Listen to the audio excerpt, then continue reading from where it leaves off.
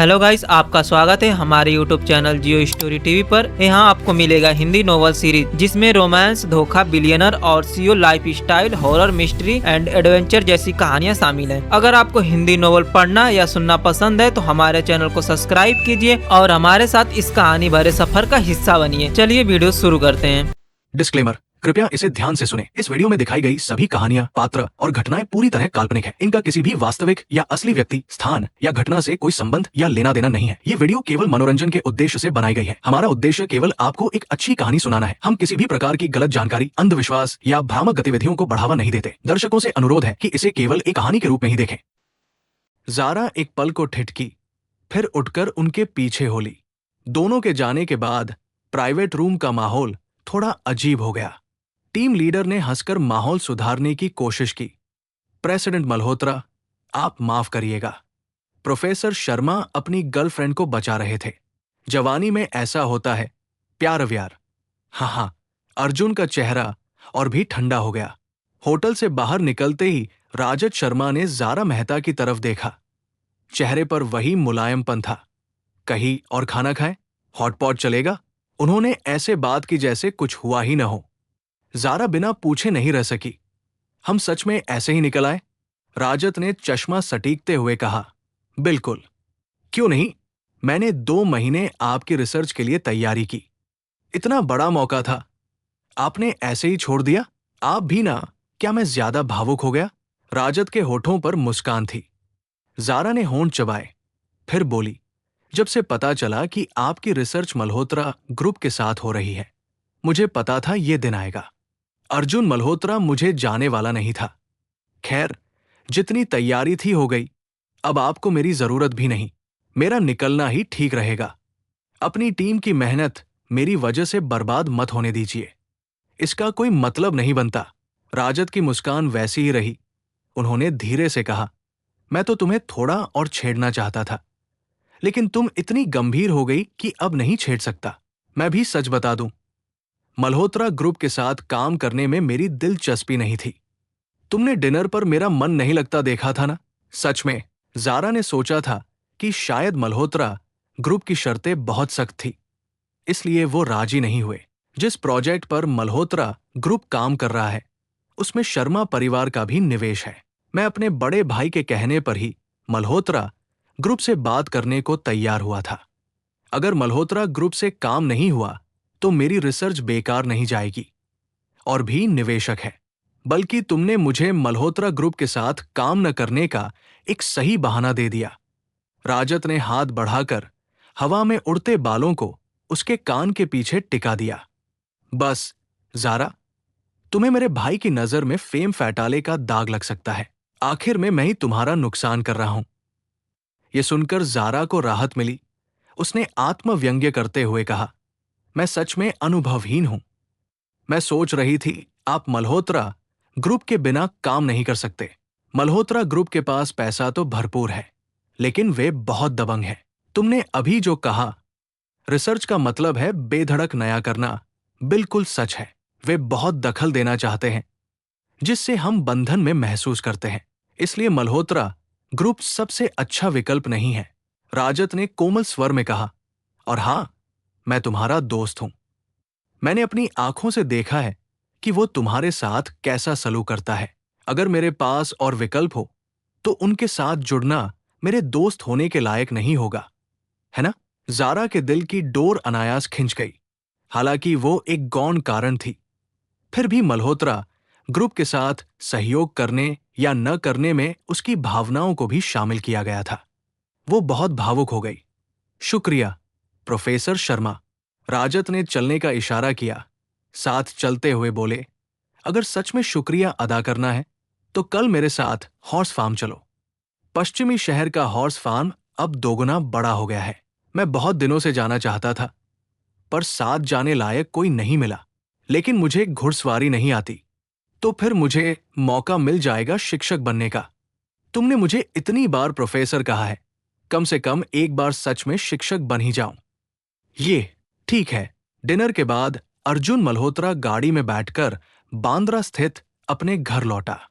रास्ते में उसे राजत शर्मा के बड़े भाई शर्मा जी का फोन आया। वो प्रोजेक्ट के बारे में फिर से बात करना चाहते थे। अर्जुन का चेहरा शीशे में और भी कठोर दिख रहा था। कल समय है, हॉर्स फार्म पर चलकर बात करते हैं। ड्राइवर ने सांस रोक ली। अब तो पक्का मामला बिगड़ गया। मिस्टर मल्होत्रा का मूड बिल्कुल ठीक नहीं था, बल्कि बहुत खराब था। मंगलवार को राजद की कोई क्लास नहीं थी, दूसरा कोई काम भी नहीं था, इसलिए उन्होंने जारा को घुड़सवारी सीखने बुलाया। जारा ने राइडिंग के कपड़े बदले, अपने घोड़े की लगाम हाथ में ली और घोड़े की बड़ी बड़ी आंखों में अजीब सी देखती रही। सच कहूं तो वो न केवल घुड़सवारी नहीं जानती थी, बल्कि घोड़े से डरती भी थी। मल्होत्रा ग्रुप में रहते हुए उसने सीईओ वाली लगभग सभी सामाजिक गतिविधियां सीख ली थी और इतनी माहिर हो गई थी कि क्लाइंट्स के साथ प्रोजेक्ट की बात भी कर सकती थी और मौज मस्ती भी कर सकती थी। बस घुड़सवारी वो एक चीज थी जो नहीं सीख पाई। पहली बार कोशिश में ही वो गिर गई थी और घोड़े के पैरों तले आने से बाल बाल बची थी। मौत के करीब पहुंचने का वो एहसास उसके दिल पर गहरा जख्म छोड़ गया था। उसके बाद जब भी कोई क्लाइंट हॉर्स फार्म पर मिलने की बात करता, वो किसी न किसी बहाने 2 और सहकर्मियों को भेज देती। जारा ने आज हिम्मत करके फिर से कोशिश करने का फैसला किया। दांत पीसकर घोड़े पर चढ़ने ही वाली थी कि घोड़े ने जरा सा हरकत की और वो तुरंत पीछे हट गई। राजद पहले से घोड़े पर बैठे हुए थे। उसकी रंगत देखकर वो घोड़े की गर्दन पर हाथ रखकर हंस पड़े। मुझे नहीं लगता था कि जारा को भी किसी चीज से डर लगता है। जारा ने लाचारी से कहा, प्रोफेसर शर्मा को लगता है मैं सबसे निडर हूं। राजद मुस्कुराए। हां, लगभग वैसा ही। पहली मुलाकात से ही वो ऐसी लगती थी जैसे किसी भी मुसीबत से निपट सकती है। जारा ने जानबूझकर अपने आप को सख्त बनाया। पैर रकाब में डालकर एक ही झटके में घोड़े पर चढ़ गई। घोड़ा 2 कदम चला तो जारा घबरा गई। उसने जल्दी से घोड़े के पेट पर लात मारी, लगाम कसकर पकड़ ली और फुसफुसाई, हिलना मत। राजद को हंसी आ गई। वो उतरकर उसके पास आए और सिखाने लगे। डरो मत, यहां के घोड़े सिखाए हुए हैं, बहुत शांत और प्यारे होते हैं। बस लगाम ढीली छोड़ दो, ये चलने लगेगा। जारा ने होंठ चबाए, लगाम हल्की सी खींची, घोड़ा 2 कदम चल दिया। अरे, ये तो चल रहा है। जारा अभी और कोशिश कर ही रही थी कि उसने घोड़े की तेज हिना सुनी। अनुभवहीन को भी पता चल जाता था कि ये बहुत अच्छी नस्ल का घोड़ा है। जारा ने अनायास सिर उठाया, तभी दूर से 2 काले घोड़े साथ साथ चलते हुए दिखे। घोड़ों पर बैठे दोनों आदमी रुतबेदार थे, लेकिन उसकी नजर एक पर जाकर अटक गई। हैरानी नहीं, बल्कि डर था। ये फिर वही कैसे? अर्जुन मल्होत्रा। उसने राइडिंग ड्रेस पहनी थी, काली शर्ट, सफेद बनियान, सफेद राइडिंग पतलून, काले जूते। घोड़े पर ऊंचा बैठा हुआ, उसका रुतबा बहुत दबदबा भरा था। उसके साथ राजद के बड़े भाई शर्मा जी थे। जारा अंदाजा लगा सकती थी कि वे काम की बातचीत के लिए आए होंगे, लेकिन इतना संयोग कैसे हुआ कि सब आज इसी हॉर्स फार्म पर आ गए? सच में दुश्मन से रास्ता छोटा पड़ जाता है। राजद को भी यहां उनके मिलने की उम्मीद नहीं थी। उन्होंने जारा को बताया, फिर अपने घोड़े पर सवार होकर उनके पास गए। भाई साहब, मिस्टर मल्होत्रा, क्या संयोग है। शर्मा जी ने पहले जारा पर नजर डाली, फिर अपने छोटे भाई पर। हां, तुम लोग मौज मस्ती करने आए हो? हां। जारा ने भी लगाम खींचकर अपने घोड़े को उनकी तरफ ले जाने की कोशिश की।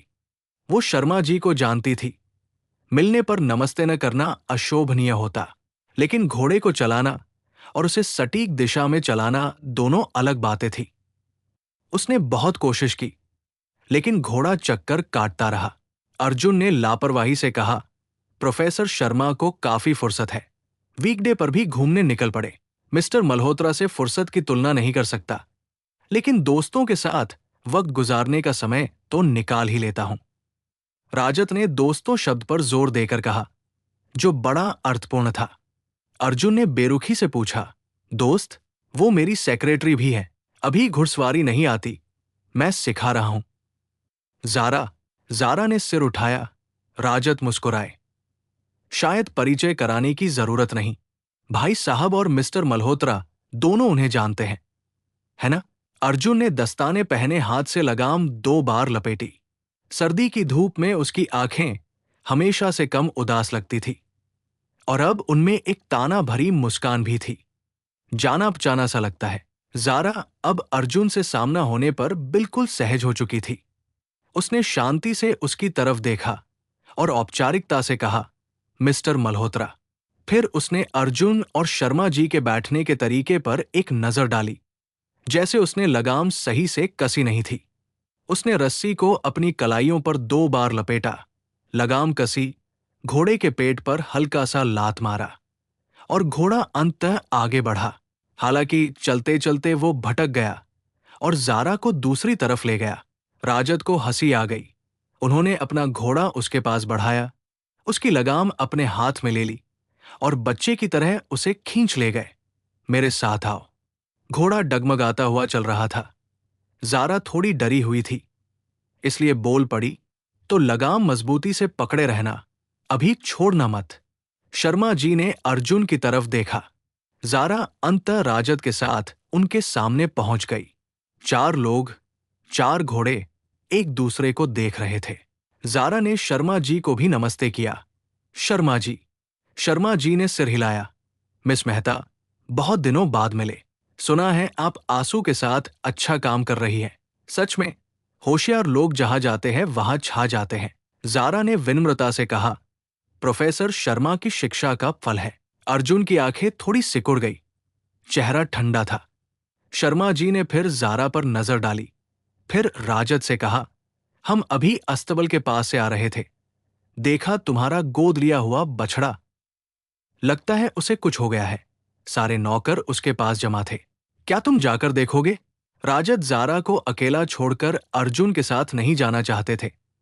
भले ही ये सार्वजनिक जगह थी, तो जारा भी चलेगी। भाई साहब और मिस्टर मल्होत्रा की बातचीत में हम और दखल नहीं देंगे। हम तुमसे पहले आ गए थे, बातचीत हो चुकी। मैं भी तुम्हारे साथ चलता हूं। शर्मा जी ने साफ साफ राजद को अकेले बुलाने की कोशिश की, जैसे उन्हें राजद से अकेले में कुछ कहना था। जारा समझ गई। उसने कहा, प्रोफेसर शर्मा, आप जाकर देखिए। बछड़ा भी बच्चे की तरह नाजुक होता है। मैं खुद थोड़ा और अभ्यास करूंगी। उसका कहना शर्मा जी से भी ज्यादा असरदार रहा। राजद ने अंततः सिर हिलाया और बड़े भाई के साथ चले गए। वे जाने के बाद वहां अर्जुन और जारा ही रह गए। उनके घोड़े लगभग बराबर ऊंचाई के थे, लेकिन अर्जुन जारा से लंबा था। घोड़े पर बैठने पर भी वो उससे एक सिर ऊंचा था। ऊपर से नीचे देखना उसके लिए बहुत आसान था। तुमने कभी बच्चा पाला है? कैसे पता कि बच्चे नाजुक होते हैं? जारा अर्जुन के साथ अकेले में बात नहीं करना चाहती थी, खासकर बच्चे के बारे में तो बिल्कुल नहीं। मिस्टर मल्होत्रा को आनंद लेने दीजिए। वो घोड़ा मोड़कर जाने लगी। अर्जुन ने अचानक हाथ बढ़ाकर उसकी लगाम पकड़ ली। जारा का घोड़ा 2 कदम बढ़ा। वो चौंक कर बोली, क्या कर रहे हो? एक पलक वाली ठंडी आंखों वाला अर्जुन बोला, मैंने तुझे कम आंका था। सोचा था तुम 2 महीने बांद्रा में छिपी है। पता चला तुम राजद शर्मा के पास चली गई। जारा जानती थी कि वो उससे हिसाब लेने आएगा। तो मिस्टर मल्होत्रा के पास प्रोफेसर शर्मा से मुझे निकलवाने का कोई रास्ता है? अर्जुन उसे घूर रहा था। क्या तुझे सच में लगता है राजद शर्मा तुझे बचा सकते हैं? मतलब? पूछते ही जारा को याद आया, पिछली बार शर्मा जी उसे अपनी कंपनी में लेना चाहते थे, लेकिन एक खाने की मेज के बाद शर्मा जी का व्यवहार बदल गया था। क्या इस बार भी वही करेगा? क्या शर्मा जी के जरिए राजद को अपनी बात मनवा लेगा? तभी तो शर्मा जी ने राजद को अकेले बुलाया था। क्या वो उसके साथ इतनी निर्दयता करेगा? जारा ने उसे ठंडी नजर से देखा। 2 महीने पहले वाली ठंडी निराशा और नफरत फिर से जाग उठी। अर्जुन का चेहरा भी बेहतर नहीं था। वो सोच रहा था कि पिछले 2 दिनों में 3 बार उसने जारा और राजद को साथ देखा था। उसने अभी क्या कहा? प्रोफेसर शर्मा की शिक्षा का फल। जैसे पहले वो उसे सिखाता था, वैसे ही ये उसे सिखा रहा है। अर्जुन ने उसकी लगाम खींचकर अपनी तरफ किया, जिससे जारा भी उसके करीब आ गई। ठंडी आवाज में पूछा, क्या तुम सच में उसके साथ हो गई? जारा, मिस्टर मल्होत्रा की नजर में हम तो पहले से ही साथ हो गए थे, है ना? यानी वह रात जब वो क्रूज पर राजद के साथ थी। उस बात को छेड़ते ही अर्जुन की आंखें और ठंडी हो गई।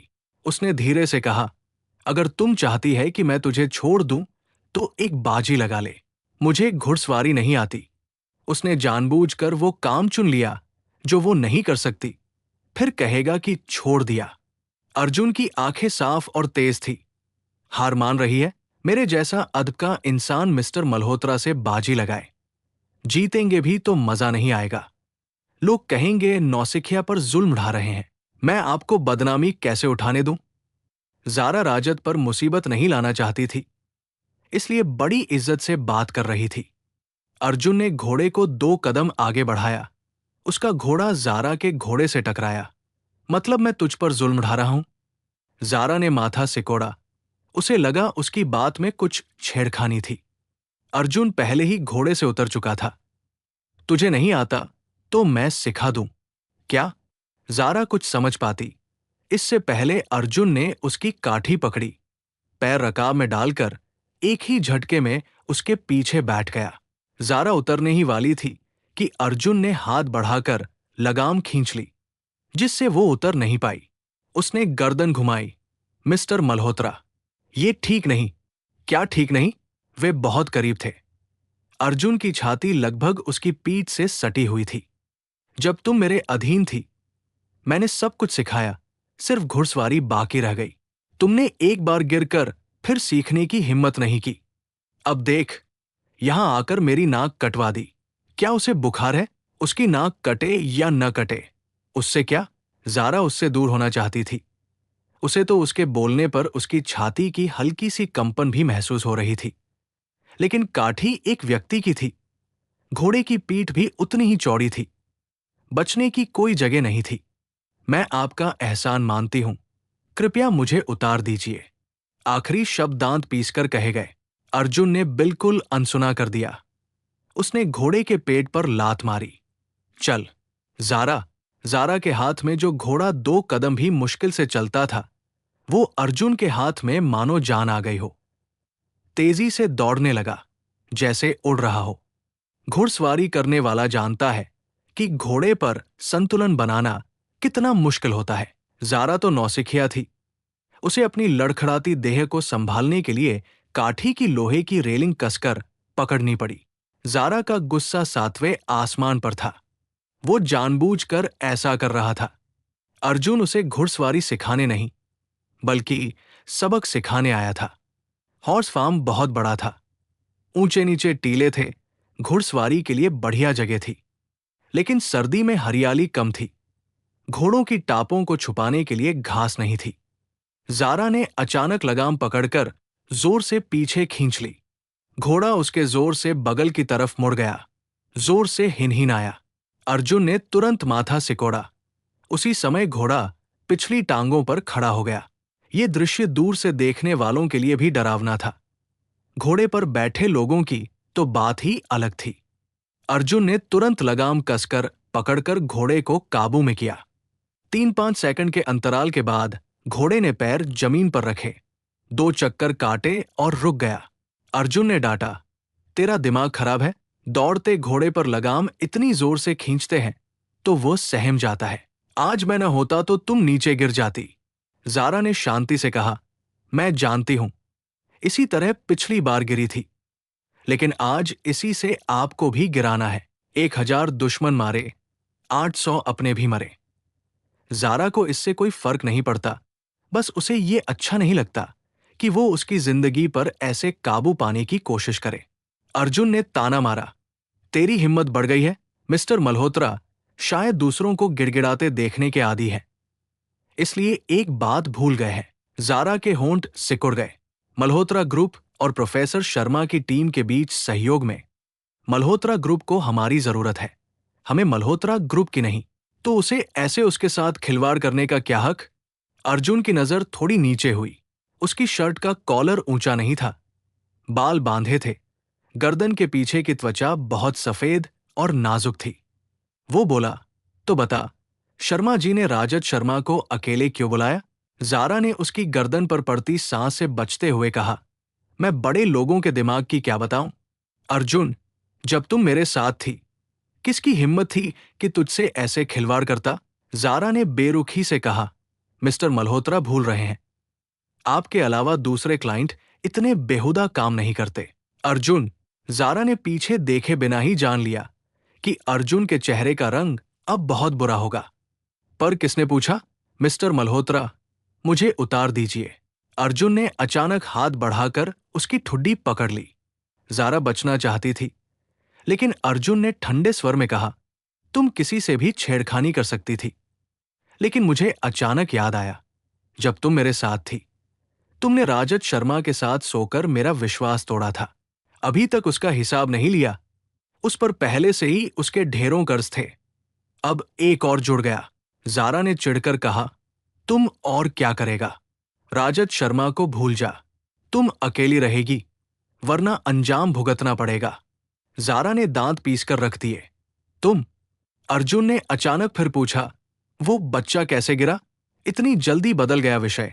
जारा को 2-3 सेकंड लग गए कि वो उससे पूछ रहा है कि बच्चे का गिरना कैसे हुआ। उस खून से लथपथ दृश्य याद आते ही उसका शरीर अनायास कांप गया। वे इतने करीब थे कि अर्जुन उसे महसूस कर सकता था, लेकिन वो बस हिला। जारा ने गुस्सा दबाते हुए ताना मारा, तुझे यकीन नहीं था ना? अर्जुन ने मुस्कुराते हुए कहा, यकीन नहीं है, इसलिए विस्तार से पूछ रहा हूं। देखो अब क्या नया बनाती है। मिस्टर मल्होत्रा को कहानी सुननी है तो सिनेमाघर जाइए। जारा ने गर्दन घुमाई, उसकी ठुड्डी पकड़े हाथ को झटक दिया। एक शब्द भी नहीं बोलना चाहती थी। अर्जुन ने 2 सेकंड उसे देखा। चेहरा थोड़ा नरम हुआ, फिर नहीं पूछा। उसने उसके हाथ पकड़कर लगाम थमा दी। उसकी साफ आवाज में गर्माहट नहीं थी। दोनों हाथों से लगाम पकड़, बाएं दाएं से दिशा, लगाम की ढील कसे रफ्तार। घोड़े के पेट पर बार बार लात मत मार, वरना आदत पड़ जाएगी और फिर तेरी टांगों का इशारा नहीं मानेगा। ये क्या है? क्या वो सच में उसे घुड़सवारी सिखा रहा है? अर्जुन ने उसकी पिंडली पर लात मारी। जब तक बहुत जरूरी न हो, रकाब में पैर डालकर मत रहो। ये तुम्हारी रक्षा नहीं करेगा। अगर गिरे और पैर रकाब में फंस गया तो घोड़ा घसीटता हुआ ले जाएगा, बहुत चोट लगेगी। समझी? जारा ने समझ लिया। भले ही समझी या नहीं, उसने कह दिया। उसका मूड पहले से ज्यादा अजीब हो गया था। अब वो उसके उतार चढ़ाव नहीं समझना चाहती थी, बस उससे दूर रहना चाहती थी। ये आदमी शायद बीमार है। अर्जुन ने हुक्का लगाया। घोड़ा पीछे मुड़ गया। इस बार पहले की तरह तेज नहीं भागा, नहीं उसे झटका दिया। दूसरी तरफ राजत और शर्मा जी घोड़े दौड़ाकर थोड़ी दूर चले गए। सबकी नजरों से दूर जाकर राजत ने पूछा, भाई साहब क्या कहना चाहते थे? मैंने यहां कोई बछड़ा नहीं गोद लिया है। शर्मा जी ने लगाम थामते हुए पहले पूछा, क्या तुम मिस मेहता को डेट कर रहे हो? राजत ने साफ साफ कहा, मुझे उनसे लगाव है। क्या भाई साहब मुझे अकेले बुलाकर यही पूछना चाहते थे? नहीं, ये नहीं। शर्मा जी ने पूछा, तुम शर्मा परिवार और मल्होत्रा ग्रुप के साझे प्रोजेक्ट से हट रहे हो? राजत ने कहा, मैं भाई साहब की मदद करना चाहता हूं, लेकिन अपनी टीम को भी देखना होता है। मल्होत्रा ग्रुप की शर्तें बहुत सख्त है। दूसरी कंपनियां बेहतर ऑफर दे रही हैं। ये प्रोजेक्ट बहुत बड़ा है, सरकार से जुड़ा है। शर्मा परिवार के लिए अगले साल का सबसे बड़ा फोकस है। शर्मा परिवार की हिस्सेदारी मल्होत्रा ग्रुप से कम है, इसलिए बोलने की ताकत भी कम है। मैं इस बात से चिंतित हूं। अगर तुम सहयोग में शामिल हो जाओ तो पहले तो तुम मेरे लिए नजर रख सकते हो, दूसरे अगर कुछ हो तो तुम्हारे पास वोटिंग की सीट होगी, ताकि मैं बहुत ज्यादा निष्क्रिय न रहूं। राजत ने माथा हल्का सिकोड़ा। तुम्हारी जो बातें हैं, उनके अलावा मल्होत्रा ग्रुप के साथ काम न करने का एक बड़ा कारण मिस मेहता भी है ना? शर्मा जी ने उसके मन की बात पढ़ ली। अर्जुन मल्होत्रा की ब्लैकलिस्ट अब भी नहीं हटी है। दूसरी कंपनियां उन्हें नौकरी देने की हिम्मत नहीं करती, लेकिन वो हमेशा तुम्हारे पास सेक्रेटरी बनकर नहीं रह सकती। मैं तुम्हें एक और मोलभाव दे सकता हूं। यदि तुम इस प्रोजेक्ट में शामिल हो जाओ तो प्रोजेक्ट खत्म होने के बाद मिस मेहता को शर्मा ग्रुप में रख लेना। राजत ने मान लिया। इसके लिए मुझे उनसे पूछना होगा। शर्मा जी ने सिर हिलाया, उन्हें सोचने का समय दिया। अंत में उन्होंने भाई को चेतावनी दी, अर्जुन मल्होत्रा मिस मेहता को जाने वाला नहीं लगता, सावधान रहना। दोनों वापस उसी जगह आए जहां से गए थे, और अर्जुन भी जारा को लेकर लौट आया था। जारा तुरंत उतरना चाहती थी, लेकिन अर्जुन ने जानबूझकर या किसी और कारण से उसकी कमर पर हाथ रख दिया। सबकी तरफ देखे बिना धीमी आवाज में डांटा, मेरे जूते पर पैर मत रखना। जारा ने अनायास पैर खींच लिया, लेकिन उसने पैर रकाब में डाल रखे थे। जारा को उतरने की जगह नहीं दे रहा था। उसके पैर नीचे रखने को कुछ नहीं था। 1 मीटर से ऊंचे घोड़े से कैसे उतरती? राजत उतरकर पास आए, जारा की तरफ हाथ बढ़ाया। जारा ने बिना सोचे उनका हाथ पकड़ लिया और घोड़े से कूद गई। वेग के कारण वो राजत की तरफ 2 कदम लड़खड़ाई। राजत ने उसकी कमर पकड़ ली। शर्मा जी ने अर्जुन की तरफ देखा, मिस्टर मल्होत्रा, हम युवा प्रेमियों के साथ दखल नहीं देंगे। मैंने हॉर्स फार्म के होटल में बुकिंग कराई है, चलिए वहां बैठकर थोड़ी और बात कर लेते हैं।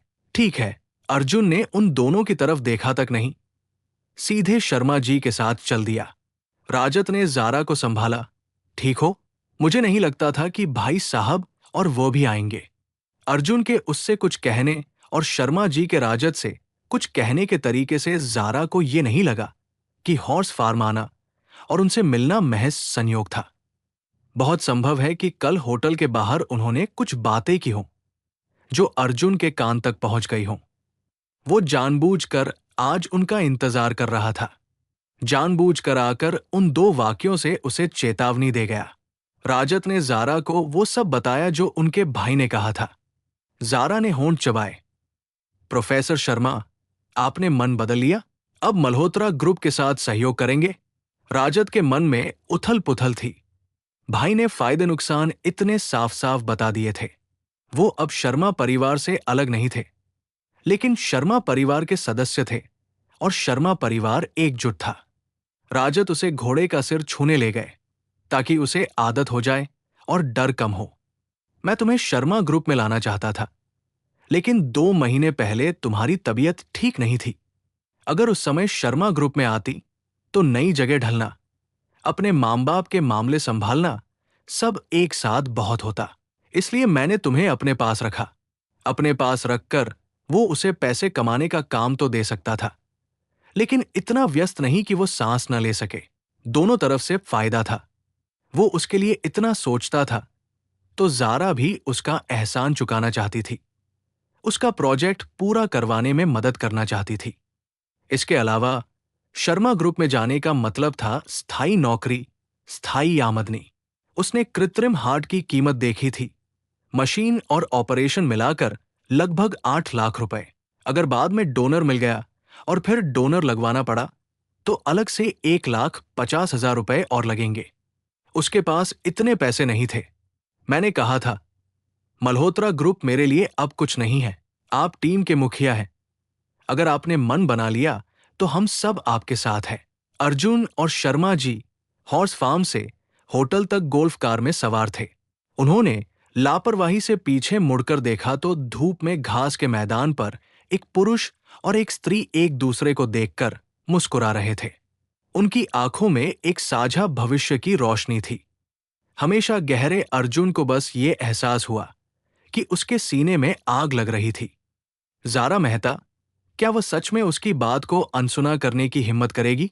हॉर्स फार्म से निकलकर जारा रास्ते में एक अपोलो फार्मेसी पर रुकी। उसने घाव पर लगाने की दवा खरीदी। घुड़सवारी शुरू करने वालों की जांघों के भीतरी हिस्से में अक्सर छिल जाता है। कपड़े बदलते समय उसने देखा था, चमड़ी छिल गई थी, थोड़ा दर्द भी हो रहा था।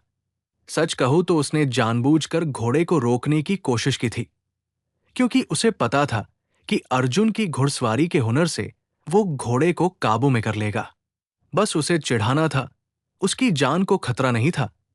ये सौदा उसे मंजूर था। अर्जुन बहुत कुछ जानता था और उसका ज्ञान बहुत गहरा था। आज हॉर्स फार्म पर उसने क्या कहा था? शर्मा जी ने राजत को अकेले क्यों बुलाया? क्योंकि उसने पहले ही अंदाजा लगा लिया था कि शर्मा जी शर्मा परिवार के हित के लिए राजत को मना लेंगे। दिखने में मल्होत्रा ग्रुप को राजत की टीम से सहयोग चाहिए था, लेकिन वास्तव में उसे इस बात की कोई चिंता नहीं थी कि राजद सहयोग से हट जाएंगे। व्यापार की दुनिया में अर्जुन कभी निष्क्रिय पक्ष नहीं होता। दवा खरीदकर फार्मेसी से निकली। जारा सोच रही थी कि बांद्रा जाकर मां से मिले या नहीं। राजद को पिछले 2 दिनों में ज्यादा काम नहीं था। सड़क के उस पार एक पुरानी चायखाने से सूट पहने कई आदमी बाहर निकले। ये समूह बहुत ठाठ बाट वाला था। सबकी नजर उन पर थी। जारा ने भी 2-4 बार देखा। अचानक उसने भीड़ में एक बहुत परिचित प्रोफाइल देखी। वो ठिठक गई। अगले ही पल उसे लगा मानो उसके सिर में खून दौड़ गया। जारा अंततः बांद्रा नहीं गई। घर फोन करके पता चला कि उसकी बड़ी बहन ज्योति अपनी छोटी बेटी के साथ मां के पास है, तो उसने आने जाने का झंझट नहीं किया। सर्दी बढ़ गई थी। हॉट पॉट सबसे सुकून देने वाला खाना था। प्रिया कपूर ने सामान लगाया। दोनों बालकनी पर बैठकर खाने लगी। पतीले में सूप उबल रहा था। भाप ऊपर उठ रही थी। ट्यूबलाइट की रोशनी थोड़ी धुंधली हो गई थी। प्रिया ने लापरवाही से उससे घुड़सवारी के बारे में पूछा। जारा पेट भरकर आलस महसूस कर रही थी। वो कुर्सी पर पीछे झुक गई। उसका सफेद स्वेटर ढीला और मुलायम था। वो कुछ सुस्त लग रही थी। वो अनमनेपन से बोली। प्रिया ने क्या जवाब दिया उसने सुना ही नहीं। क्या मैं कह रही हूं, तुमने अर्जुन कुत्ते को गाली दी। उसने तुझे घोड़े से नहीं फेंका, न पैरों तले कुचला, बल्कि लगन से घुड़सवारी सिखाई। क्या उसका दिमाग खराब हो गया है? ये प्रिया का अब अर्जुन के लिए सम्मानजनक शब्द था। जारा ने होंठ चबाए। नहीं, दिमाग खराब नहीं हुआ। वो जानती थी क्यों। पहले वो उसे सब कुछ सिखाता था। अब राजद उसे सिखा रहा था। उसकी अधिकार जमाने की आदत ने उसे उकसा दिया, इसलिए उसे भी सिखाना पड़ा। बेशक अधिकार जमाने और पसंद करने में फर्क होता है। मर्दों की ये कमी हमेशा से रही है। जो औरत उनका साथ छोड़कर जाती है वो भी उनकी ही औरत होती है। ज्यादातर मर्द दिल में ही सोचते हैं, हिम्मत नहीं करते। लेकिन अर्जुन अलग था। उसने साफ साफ आदेश दे दिया था कि वो अकेली रहे। जारा उसका नाम नहीं सुनना चाहती थी। उसने प्रिया को टोक दिया। अगर इन दिनों इंडस्ट्री में कोई अफवाह सुनो तो मुझे बताना। है? क्या हुआ? जारा ने होंठ चबाए। गपशप या फिर कोई अप्रकाशित खबर, जैसे कौन वापस आया, कुछ भी हो, सब बताना। प्रिया एक बड़ी कंपनी में काम करती थी। उसके सहकर्मी अक्सर अमीर घरानों के युवकों की पार्टियों में जाते थे। अनन्या शर्मा को विक्रम मल्होत्रा ने कहा भेज दिया था। ये खबर प्रिया को अपने सहकर्मियों से ही मिली थी। जारा उसी के जरिए पता लगाना चाहती थी कि आज सड़क पर जो शख्स दिखा, क्या वो वही था? क्या वो वापस आ रहा है? दूसरे दिन राजद की टीम ने मल्होत्रा ग्रुप के साथ कॉन्ट्रैक्ट साइन किया और उन्हें सूचना मिली कि मल्होत्रा ग्रुप वीकेंड पर शहर के लिए बिजनेस ट्रिप पर जा रहा है। उन्हें साथ जाना होगा। ये सामान्य था। उन्हें ऑन साइट सर्वे करके डेटा इकट्ठा करना था। तभी अगले चरण का रिसर्च आगे बढ़ सकता था। राजद जाएंगे तो जारा भी जाएगी। कॉन्ट्रैक्ट साइन होने के बाद मीटिंग खत्म हुई। जारा कॉन्फ्रेंस रूम से बाहर निकली तो उसने फोन पर अपनी बड़ी बहन ज्योति का मिस्ड कॉल देखा। जारा ने तुरंत कॉल बैक किया। दीदी, जारा, क्या काम में व्यस्त हो? अभी छुट्टी हो गई। क्या हुआ? बड़ी बहन बोली।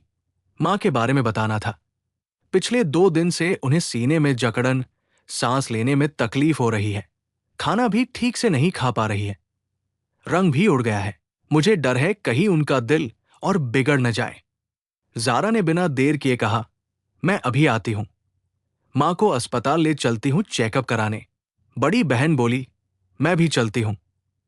जरूरत नहीं, तुम घर पर रहकर छोटी का ध्यान रख। जरूरी बात होगी तो बताऊंगी। बड़ी बहन मान गई। जारा ने राजद से उनकी गाड़ी मांगी। राजद ने बिना किसी हिचक के चाबी थमा दी। जारा, क्या हुआ? कुछ नहीं, कल गाड़ी स्कूल ले आऊंगी। जारा डर रही थी कि वो चिंता में उसके साथ अस्पताल चलने लगेंगे, जबकि उनके पास अभी दूसरे काम थे। राजद ने सिर हिलाया। कोई जल्दी नहीं, ध्यान से गाड़ी चलाना। कुछ हो तो मुझे बताना। जारा की जल्दी में निकलती हुई को अर्जुन ने देख लिया। राजत मुड़े। दोनों की नजरें मिली। राजत ने औपचारिकता से सिर हिलाया। अर्जुन ने भी सिर हिलाकर जवाब दिया और चले गए। जारा बांद्रा लौटी, मां को लेकर सिटी हॉस्पिटल गई। बाद में उन्होंने अस्पताल बदल लिया। जांच रिपोर्ट में पता चला कि हार्ट की स्थिति पहले से ज्यादा गंभीर हो गई थी। डॉक्टर ने गंभीरता से कहा, ट्रांसप्लांट सर्जरी जल्द से जल्द करानी होगी, नहीं तो कभी भी अचानक मृत्यु हो सकती है। जारा का दिल अचानक बैठ गया। दिल के गंभीर रोगियों के लिए यही स्थिति होती है। कहा जाता है कि 6 महीने का समय होता है, लेकिन जरा सी असावधानी से हालत बिगड़ सकती है। अभी 3 महीने भी नहीं हुए थे और शोभा मेहता की हालत बहुत गंभीर हो चुकी थी। डॉक्टर, मैंने पहले कृत्रिम हार्ट के बारे में पूछा था। जारा ने हिम्मत करके पूछा। डॉक्टर ने सिर हिलाया। डोनर न मिले तो कृत्रिम हार्ट एक विकल्प है। मैंने तुम्हें विस्तार से जानकारी भेजी थी, लेकिन समस्या वही है। कृत्रिम हार्ट में संक्रमण की संभावना बहुत अधिक होती है। एक बार संक्रमण हो जाए तो पलटना बहुत मुश्किल होता है। हाँ, इसी कारण जारा मां को तुरंत कृत्रिम हार्ट लगवाने की हिम्मत नहीं जुटा पाई थी। डॉक्टर ने ढांढस बंधाया। बहुत घबराओ मत मिस मेहता, दवा की मात्रा बढ़ाकर हालत को अभी नियंत्रण में रख सकते हैं। तुम्हारे पास सोचने का थोड़ा समय है। जारा के होंठ सिकुड़ गए। मां की अभी की हालत में अस्पताल से बाहर रखना खतरनाक तो होगा। जब तक मैं कृत्रिम हार्ट का फैसला न कर लूं, क्या वो अस्पताल में रह सकती है? ये तो मैं भी चाहूंगा। मैं उन्हें भर्ती रखूंगा ताकि कभी भी हालत पर नजर रह सके। लेकिन तुम परिवार वालों को कृत्रिम हार्ट के बारे में ज्यादा दिन नहीं सोचना चाहिए। समझ गई, शुक्रिया डॉक्टर। डॉक्टर के जाने के बाद जारा कॉरिडोर की बेंच पर बैठ गई। वो पीछे की दीवार से लग गई। सामने की खिड़की से धूप आ रही थी। रोशनी तो थी, लेकिन पर्याप्त नहीं। परछाई उसके पैरों तक नहीं पहुंच पा रही थी। बिल्कुल उसके मन की स्थिति की तरह, एक अजीब सी बेबसी। बहुत देर सोचा, फिर भी उसमें जोखिम उठाने की हिम्मत नहीं आई। उसने बड़ी बहन को फोन करके उनकी राय पूछी, लेकिन बड़ी बहन हमेशा की तरह निर्णय नहीं ले पाती थी। वो उसकी हर बात सुनती थी। उसे कुछ नहीं सूझा। जारा, वार्ड से शोभा मेहता की कमजोर आवाज आई। जारा तुरंत अंदर गई। मां, मैं यहां हूं। शोभा मेहता बिस्तर पर पड़ी थी, चेहरा पीला, बीमार। जारा, मां को सच बता, क्या मेरी तबीयत और बिगड़ गई है? नहीं, आप तो इसलिए बेहाल हो गई कि पापा को कम सजा मिलने की खुशी में ज्यादा खुश हो गई। दिल थक गया, इसलिए अब कुछ दिन अस्पताल में रहकर इंजेक्शन लगवाने होंगे। डॉक्टर ने कहा है अब भावनाओं पर काबू रखना है, न बहुत ज्यादा उदास होना, न बहुत खुश। शोभा मेहता ने आंखें बंद कर ली। धीरे से बोली, मैं सो रही थी। सपना देखा जब हम 5 लोग उस पुराने घर में रहते थे। तुम्हारे पापा और मैं छोटी सी दुकान चलाते थे। तुम, ज्योति, सिमन, तीनों अभी बड़े नहीं हुए थे। स्कूल से आते ही स्नैक्स वाली शेल्फ पर टूट पड़ते। पापा बहुत गुस्सा होते, कहते खर्चीली लड़कियां, दुकान तुम्हारा पेट नहीं भर सकती। फिर डंडा लेकर भागते। तुम मेरे पीछे छिप जाती, मैं बचाती, और तुम हंसती हुई भाग जाती। पापा सच में मारने नहीं आते थे। मैं 2 बार रोक देती, बस हो जाता। मैं कहती थी ज्यादा मत खाओ, आज रात प्रॉन बनाऊंगी। वो दिन कितने अच्छे थे। हां, वो दिन बहुत अच्छे थे। उस जाल से पहले उनकी जिंदगी सादी और भरी हुई थी। उसी जाल ने उनके परिवार को तितर बितर कर दिया। जारा आज तक नहीं समझ पाई कि मामला कैसे उस मुकाम पर पहुंच गया। बाद में उसने कुछ संपर्क बनाकर पता लगाने की कोशिश की, लेकिन उस समय के वे लोग ऐसे गायब हो गए जैसे पानी में समा गए हों। कोई निशान नहीं बचा। कभी कभी वो सोचती है, अगर वो जाल न होता तो क्या उसकी जिंदगी पूरी तरह अलग होती। जारा, मां से वादा कर, अगर सच में मैं नहीं बची तो मुझे बचाने के चक्कर में पैसा मत बर्बाद करना। धन जन दोनों न गवा देना। मैं नहीं चाहती कि मरने के बाद भी तुम पर बोझ बनूं। जारा के गले में गांठ पड़ गई। उसने चुपचाप सिर हिलाया। नहीं, ऐसा नहीं होगा। लेकिन तुम अपनी बहन सिमन को जरूर ढूंढ कर लाना। वो धोखा खाकर चली गई थी। अगले 2 दिन राजद के पास काम नहीं था, इसलिए जारा अस्पताल में मां के पास रही। शोभा मेहता को स्कार्फ बुनना बहुत अच्छा आता था। वो जारा के लिए एक स्कार्फ बुनना चाहती थी। कहती थी कि सर्दी आ रही है, उसे ठंड लगती है। जारा को लगा कि स्कार्फ बुनने में ज्यादा शारीरिक श्रम नहीं है और काम करने से वो इलाज छोड़ने की बात कम सोचेंगी, तो उसने उनके लिए सूत और सुई ला दी। वो सूत सजाती, मां स्कार्फ बुनती। मां बेटी मिलकर जल्दी ही आधा स्कार्फ बुन लिया। लेकिन ये शांति ज्यादा दिन नहीं रही। जारा को प्रिया के कई व्हाट्सएप मैसेज मिले। जारा, तेरी और अर्जुन की घुड़सवारी वाली वीडियो किसी ने शॉर्ट वीडियो ऐप पर डाल दी है, फिर से लोकल ट्रेंड में आ गई है। नीचे लिंक था। जारा ने क्लिक किया तो देखा अर्जुन ने उसे घोड़े पर बैठाया, फिर उसने घोड़े को रोकने के लिए लगाम खींची और घोड़ा पिछली टांगों पर खड़ा हो गया। शायद उस समय हॉर्स फार्म पर मौजूद दूसरे पर्यटकों ने फिल्माया था। वीडियो का शीर्षक कोई बुरा नहीं था, बस लिखा था, खूबसूरत जोड़ी आंखों को सुकून देती है। जारा ने नीचे कमेंट देखे, ज्यादातर तारीफ कर रहे थे। अर्जुन को हैंडसम, उसे खूबसूरत, अर्जुन की घुड़सवारी की प्रशंसा, कह रहे थे टीवी सीरियल जैसा लग रहा है। उसने जल्दी जल्दी पलटा, कुछ खास नहीं था, इसलिए ध्यान नहीं दिया। शॉर्ट वीडियो के जमाने में आम आदमी का मशहूर होना बहुत आसान हो गया है, लेकिन ये मशहूरी आतिशबाजी की तरह होती है। शायद कल तक ये बात कहीं गायब हो जाएगी, लेकिन अप्रत्याशित घटना हो गई। उसी शाम एक पोस्ट आई जिसमें सीधे घोड़े पर बैठी औरत की पहचान बता दी गई। वो 2 महीने पहले हॉस्पिटल में हंगामा करने वाले परिवार की सदस्य है। उसके पिता का केस हाल ही में फैसला हुआ, सिर्फ 3 महीने की सजा मिली। मुझे पहले तो यकीन नहीं आया था, अब समझ आया। पता चला उसने किसी बड़े आदमी से संबंध बना लिए, उसी ने सब सुलझा दिया। इस पोस्ट के बाद से कमेंट पूरी तरह बिगड़ गए, सब गंदी बातें करने लगे। अजीब बात यह थी कि गंदी बातें सिर्फ उसके खिलाफ थी। पुरुष नायक अर्जुन के बारे में किसी ने कुछ नहीं कहा। जारा ने बारीकी से नहीं देखा, बस ऊपर ऊपर देखा। Escort girl, wild model, hostess जैसे अपशब्द थे। उसके मन में कोई खास उथल पुथल नहीं हुई, लेकिन प्रिया बहुत गुस्से में थी। अफवाह फैलाना बहुत आसान है। क्या सबूत है? तुम कभी मॉडलिंग की, कभी होस्टेस बनी? सब जानकार बनकर कीचड़ उछाल रहे हैं। दिमाग खराब है क्या? जारा ने जवाब दिया, गुस्सा मत कर, सब झूठ है। लेकिन प्रिया को कुछ अजीब लगा। मुझे लगता है जिस ब्लॉगर ने पहले तुझे उजागर किया, वो तुझे टारगेट कर रहा है, नेटिज़न से बातें भी कर रहा है।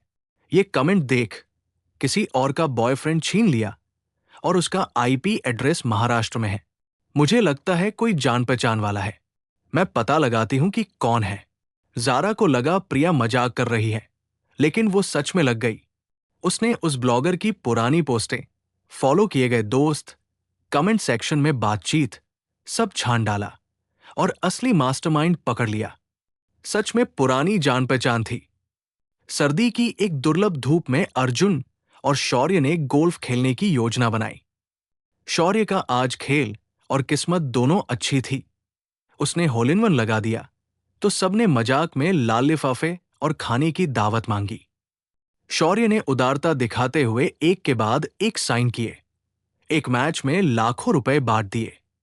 अर्जुन ने सफेद टॉप, काली बॉटम वाला ट्रैक सूट पहना, धूप का चश्मा लगाया, पहाड़ी पर बने होल को देखा और गोल्फ क्लब चलाया। लाल लिफाफे की जरूरत नहीं, तेरी वो ब्रांडी की बोतल मुझे दे दे। शौर्य ने हंसते हुए गाली दी, वो मैंने अपनी शादी की दावत के लिए बचा कर रखी है, तुम सपने में भी मत सोचना। आर्य को इस तरह की गतिविधियों में दिलचस्पी नहीं थी, वो बस मजे के लिए साथ आया था। राणा भाई की शादी हो गई। यू भाई, तुम्हारी कब होगी? तुम्हारी और तुम्हारी पत्नी की तो कई सालों से साथ है। सिया को इस साल समय नहीं है, शादी अगले साल देखेंगे। शौर्य ने अर्जुन की तरफ देखा। वैसे सुना है मिस मेहता अब राजद शर्मा की सेक्रेटरी है। अर्जुन ने बस हां कहकर टाल दिया और अपनी गेंद की तरफ चलने लगा। लहजा बहुत हल्का था। वो आगे निकल गया तो शौर्य और आर्य भी उसके पीछे हो लिए। शौर्य ने पूछा, तुझे पहले से पता था? कोई रिएक्शन नहीं। अर्जुन का आधा चेहरा धूप के चश्मे से छिपा था। उसकी भावनाओं को समझना और मुश्किल हो गया था। उसने एक और शॉट मारा, गेंद उड़ गई और कैडी दौड़ कर गया और उसके पास एक छोटा झंडा गाड़ दिया। उसने सामान्य स्वर में कहा, कैसा रिएक्शन चाहिए? अभी शहर के प्रोजेक्ट में बहुत व्यस्त हूं, उस पर ध्यान देने का समय नहीं। शौर्य ने अपनी आस्तीन खींची, कुछ सोचा और एक भौं उठाई। तुम अभी मानता है कि उसने तेरे लिए बच्चा गिराया था, है ना? आर्य ने अब तक फोन देखने में व्यस्त था। यह सुनते ही उसने सिर उठाया। क्या मिसकैरेज? शौर्य ने कहा, सेक्रेटरी मेहता का 6 महीने पहले मिसकैरेज हुआ था। जौर, तुमने उसे नई नौकरी ढूंढने से नहीं रोका, तो क्या तुम नरम पड़ गया? आर्य का चेहरा थोड़ा अजीब हो गया। सेक्रेटरी मेहता का मिसकैरेज हुआ था? तुम ज्यादा सोचते हो। इसमें कोई कारण प्रभाव नहीं है। वो मेरे हाथ में है, उसकी जान मौत मेरे हाथ। अभी उसके लिए समय नहीं है, बाद में देखेंगे। और नरम पड़ना, जारा मेहता को यह सुनना चाहिए। वो जानती है कि वो कभी नरम पड़ा है या नहीं। अर्जुन इस विषय पर समय बर्बाद नहीं करना चाहता था। वो सीधे पहाड़ी पर चला गया। एक और शॉट मारा, गेंद सीधे होल में जा गिरी। होल न3 भी बहुत अच्छी तकनीक थी। शौर्य ने अनायास सिर हिलाया। आर्य ने फोन रखा, माथा सिकोड़कर पूछा, शौर्य भाई, तुम क्यों सोचते हो कि जौर भाई ने सेक्रेटरी मेहता को नौकरी ढूंढने से नहीं रोका तो वो नरम पड़ गए? क्या सेक्रेटरी मेहता प्रेग्नेंट थी तो उन्हें नरम पड़ना चाहिए था? क्यों नरम पड़े?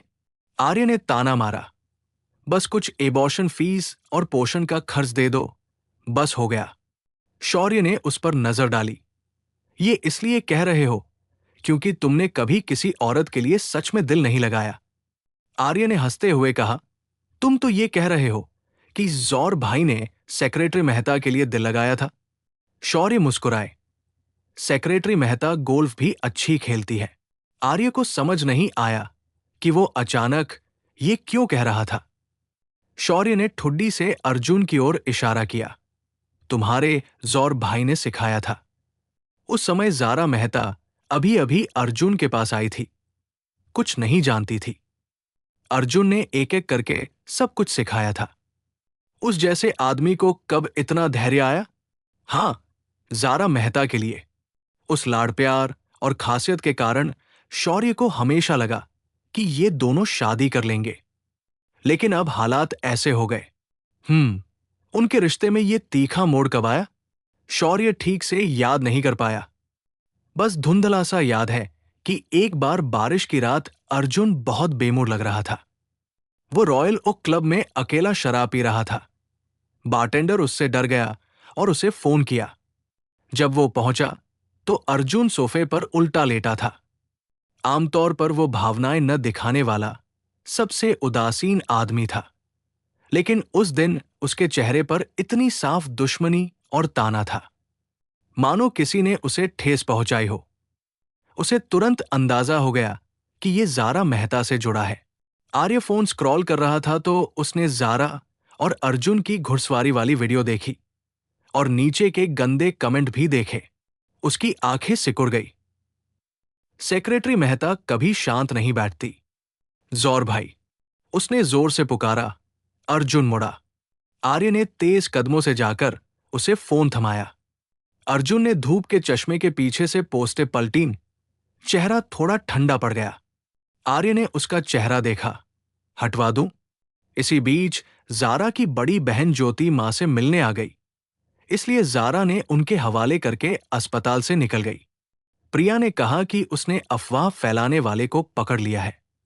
याद है तुझे सोनल? कॉलेज में हमारे साथ छात्रावास में रहती थी। एक बहुत परिचित नाम। जारा ने सोचा, हां, वही जो गंदे मोजे इधर उधर छोड़ती थी, सफाई की बारी आने पर बाहर घूमती रहती थी और इस्तेमाल किए हुए सैनिटरी नैपकिन टॉयलेट में डालकर साफ नहीं करती थी। जारा हैरान थी। उसने पोस्ट किया था? पक्का। उसका ताजा इंस्टाग्राम पोस्ट कह रहा है, दोस्तों के साथ आफ्टरनून टी ले रही है। लोकेशन एक कॉफी शॉप है। शायद अभी नहीं गई होगी। चल अभी चलते हैं। जारा ने ओला लिया और रास्ते में राजश्री सिन्हा को फोन लगाया। उसने संक्षेप में बताया, पूछा कि क्या वो खाली है और उनके साथ चल सकती है। उसे डर था कि ये मामला कानूनी सीमा पर है, बाद में खुद सफाई न दे पाए तो वकील होने से मदद मिलेगी। राजश्री के पास अभी समय था, वो मान गई। तीनों अलग अलग जगहों से निकली, लगभग साथ ही कॉफी शॉप पहुंच गई। प्रिया सबसे आगे थी, वो अंदर घुसी। कॉफी शॉप उस समय खाली था। उसने कोने में सोनल को देख लिया। सोनल, तुमने ऑनलाइन जारा के बारे में अफवाहें क्यों फैलाई? जारा को लगा कि सोनल के सामने बैठी औरत की पीठ कुछ परिचित लग रही थी। पहचानने से पहले ही वो औरत मुंह फेर कर बैठ गई। अनन्या शर्मा। प्रिया ने तुरंत गाली देना शुरू कर दिया। तो ये बात है, तुम दोनों ने मिलकर साजिश रची थी। मैं सोच रही थी सोनल को क्या पड़ी थी महीनों से ऑनलाइन बातें बनाने की। पता चला तुम चोर चोरी करने वाली रखेल है। तुम दोनों सांप बिच्छू की जोड़ी हो। सोनल के घर पहुंची तो वो थोड़ी घबरा गई, फिर भी अड़ गई। मैं समझी नहीं तुम क्या कह रही हो। हम तो दोस्त हैं, साथ बैठकर कॉफी पी रहे थे। अनन्या ने कहा। प्रिया, इस तरह आते ही गाली देना ठीक नहीं ना? प्रिया ने थूकते हुए कहा। तुम जैसी रखेल से मैं शिष्टाचार करूं। अनन्या ने फोन पर रिकॉर्डिंग चालू कर दी। हम कानून के राज में रहते हैं, बोलने से पहले सबूत चाहिए। अगर तुम मेरे खिलाफ अपशब्दों का इस्तेमाल करती रही तो मैं वकील से मेरी प्रतिष्ठा पर आघात करने का मुकदमा करूंगी। जारा को लगा कि अनन्या बहुत बदल गई है। वो उस नाजुक, कमजोर लड़की से बिल्कुल अलग थी। अब वो संयत और सहज थी। इतने कम समय में इतना बदलाव तभी आ सकता है जब उसकी पहचान या रहन सहन बदल गया हो, जिससे उसे ज्यादा भरोसा मिला हो। जारा ये नहीं जानना चाहती थी कि ये भरोसा कहां से आया। वो उनके पास गई। अनन्या मुस्कुराई। जारा दीदी। जारा ने सोचा था कि उसने बहुत शांत मन बना लिया है, लेकिन अनन्या के सामने वो फीकी लग रही थी। अगर वो होती तो इतनी खुली झड़प के बाद कभी दीदी नहीं बुलाती। हम तुम्हें ढूंढ सके, इसका मतलब हमारे पास सबूत है। हम वकील लाए हैं, मिस सोनल और मिस शर्मा। अगर कानूनी सवाल हो तो मैं अपने वकील से जवाब दिलवा सकती हूं। जारा ने शांति से कहा। प्रिया ने ताना मारा। वो अपर्याप्त चांदनी वाला अकाउंट तुम है ना सोनल? तुमने ही जारा के बारे में ऑनलाइन अफवाहें फैलाई। मैंने सब स्क्रीनशॉट ले लिए हैं, वकील को दे दूंगी। अब देखती हूं कैसे इनकार करती है। सोनल घबरा गई, दांत पीसकर बोली, मैं तो सच कह रही थी। वो आदमी अनन्या का बॉयफ्रेंड है। तुम उसके साथ इतने करीब बैठी थी, सवारी कर रही थी। ये प्रेमी छीनने के अलावा और क्या है? राजश्री सिंह ने शांति से कहा। मैं उम्मीद करती हूं कि ये युवती एक बात समझ ले। भले ही तस्वीर से तुम्हारा निजी अनुमान हो, भले ही उन दोनों के बीच कुछ रिश्ता हो, ये तुम्हें मिस मेहता की निजी जानकारी ऑनलाइन प्रकाशित करने और नेटिजन्स को उन पर हमला करने के लिए उकसाने का अधिकार नहीं देता। हम तुम पर किसी भी समय नागरिक की निजता और अधिकारों का उल्लंघन करने का मुकदमा कर सकते हैं और माफी और मुआवजे की मांग कर सकते हैं। सोनल घबराकर अनन्या की तरफ देखने लगी। अनन्या खड़ी हुई, मुलायम स्वर में बोली, तो मैं भी वकील से पूछती हूं। अगर कोई जानबूझकर दूसरे को चोट पहुंचाए और उसका चेहरा बिगाड़ दे तो क्या कानून कहता है? राजश्री ने माथा सिकोड़ा। अनन्या ने प्रिया की तरफ देखा। उस समय मिस प्रिया ने मुझे चोट पहुंचाई थी। हालांकि मेरे जख्म भर गए हैं, लेकिन अब भी दाग है। मैंने चोट की तस्वीरें और मेडिकल जांच के सबूत रखे हैं। अगर मैं ये सब ऑनलाइन डाल दूं तो क्या ये अफवाह या बदनामी होगी? जारा ने राजश्री को ये बात नहीं बताई थी, इसलिए राजश्री को मौका मिला। उसने तुरंत जारा की तरफ देखा। प्रिया भी चौंक गई, एक पल को कुछ नहीं बोल पाई। जारा का चेहरा बेरंग रहा। ठीक है, तुम सब डाल सकती हो। अब मैं ऑनलाइन काफी मशहूर हूं। नेटिजन्स जानते हैं कि मैं उस मेडिकल विवाद वाली बेटी हूं। अगर तुम वो घटना फिर से उछालोगी तो नेटिजन्स तुम्हारा पीछा करते हुए पता लगा लेंगे कि तुम उस डोनर हार्ट पाने वाले मरीज की परिवार हो, और शायद ये भी पता लगा लें कि हम दोनों मल्होत्रा ग्रुप में काम करती थी। अनन्या ने होंठ चबाए। तो क्या? मुझे नहीं पता क्या होगा, क्योंकि नेटिजन्स सबसे अनियंत्रित होते हैं। एक तितली के पंख फड़फड़ाने से कोई भी बड़ा घटनाक्रम हो सकता है। देखते हैं अंत में किसका सबसे ज्यादा नुकसान होता है। अनन्या उसकी बात सुनकर सन्न रह गई। जारा ने फिर सोनल की तरफ देखा। मुझे दिलचस्पी नहीं है कि तुमने ऑनलाइन मेरे बारे में क्यों लिखा। संक्षेप में, मैं चाहती हूं कि आज से पहले वे सारी पोस्ट तेरे अकाउंट से गायब हो जाएं, और तुम अपने अकाउंट से सार्वजनिक रूप से मुझसे माफी मांगे, ताकि मुझ पर हुए बुरे प्रभाव को खत्म किया जा सके। वरना मैं तुझ पर मुकदमा करूंगी। मैं जो कहती हूं करती हूं। इतना कहकर जारा ने प्रिया को खींचा, राजश्री की तरफ सिर हिलाया और तीनों साथ बाहर निकल गई। रास्ते में प्रिया अब भी गालियां दे रही थी। ये दोनों साथ मिल गई। अरे, मुझे पता चल गया। अनन्या नाम और गुलाब की डीपी वाला अकाउंट अनन्या का है। वो इंस्टाग्राम पर सोनल से सबसे ज्यादा बातें करती है। प्रिया ने तुरंत अनन्या का इंस्टाग्राम अकाउंट ढूंढकर जारा को दिखाया। जारा ने ऊपर ऊपर देखा। तभी उसकी नजर अनन्या की एक पुरानी पोस्ट पर पड़ी। मैंने कहा तुम भगवान का दिया हुआ खजाना है। तुमने कहा मैं तेरी खजाना हूं। साथ में 2 कॉफी के कप की तस्वीर थी। कोई आदमी नहीं था, लेकिन फोटो के कोने में एक हाथ दिख रहा था। कलाई के जोड़ पर एक तिल था। वो अर्जुन का था। जारा ने नजर हटा ली। चेहरा शांत था।